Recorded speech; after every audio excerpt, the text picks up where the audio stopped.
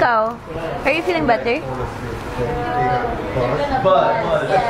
How are you? Hindi natin natapos kantuan natin last night. Nagulat ako sa question mo last night. You were like, parang type ka niya. Gumanon ka. Ito, si Jisoo. Ay, okay. Sino ba? Wala.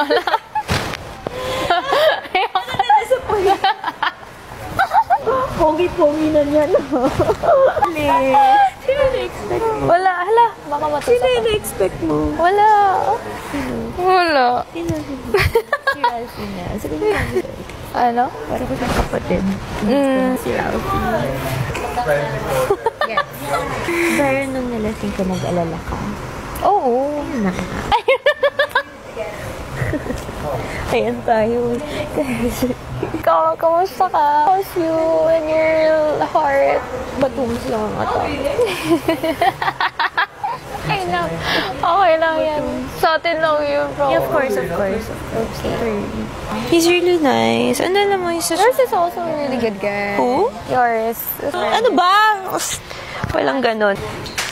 Hayaan mo siya. Thank you. Nangyari. Hayaan mo siya.